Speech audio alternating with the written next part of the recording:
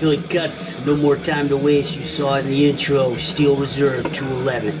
Let's crack this bitch. Oh, let's crack this bitch.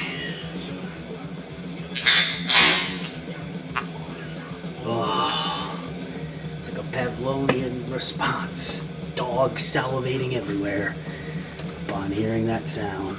And I know I'm creating and desecrating a sacrilegious ceremony by pouring this into a glass, but this is for review purposes only. Just so you can see the color and whatnot, and my wonderful scab on my hand. My hands are pretty beat up, just like you'll get after drinking this. So a bright white head, the color appears to be very clear, and you'll get some beer goggles. You're gonna get some nice looking through the glass here through this highly carbonated Steel Reserve. And do you wish you had that many tonight? Take a look, take a look, take a look. Yeah, very highly carbonated, almost like a dark straw color. I don't want to exactly say light, but let's get a whiff here. The head is extremely soapy. Very soapy, and the head is quickly dissipating. Let me get a whiff here. Don't smell much. Just the adjuncts, some malt maybe, like corn.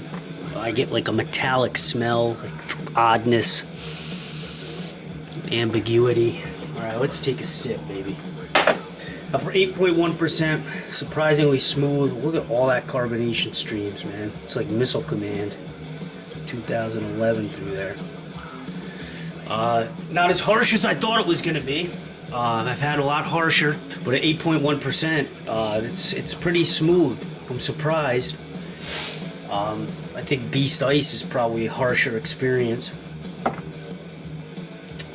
This is a high gravity lager, Union made, owned, brewed, produced by Steel Brewing Company, but it's actually owned by Miller Coors LLC.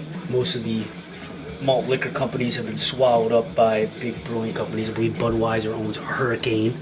But this packs a punch. Definitely packs a punch.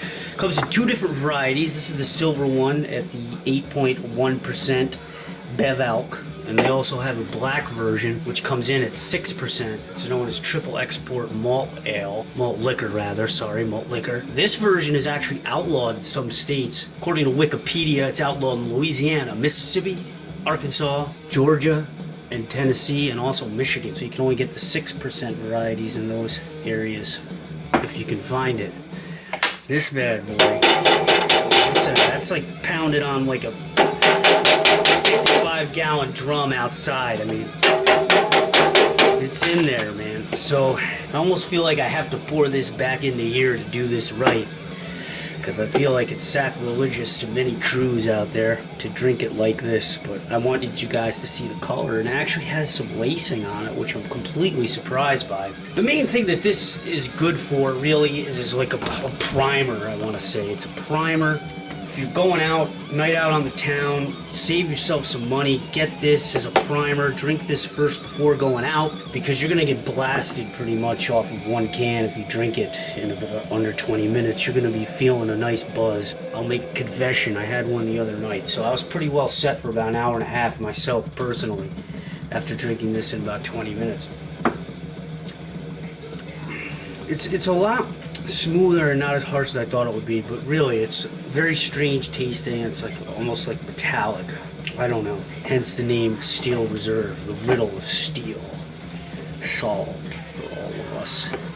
Extra malted barley and select hops for extra gravity. I guess gravity is the amount of sugar they use in the process to ferment it. I don't smell any hops whatsoever in this. This just smells devoid of hops.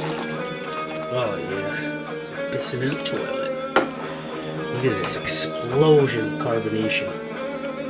It's an explosion, violent rumbles, gurgitations, belches. But this, I get this up in New York, in upstate New York, and I've found it in one place. I believe it was a Rite Aid for $1.59, and most other places for under $2, $1.89, somewhere there, give or take.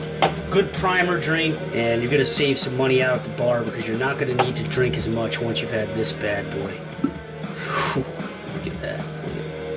Jeez, it's like a flamethrower when you fucking pour this into the glass. A flamethrower carbonation. It is what it is. I don't think it's terrible. I've had a lot worse. Like I said, I'm gonna give it a C minus, of course.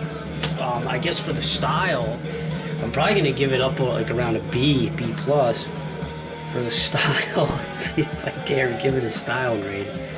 But Steel Reserve 211. Oh yeah, the 211, in case you couldn't read it quick enough in the intro.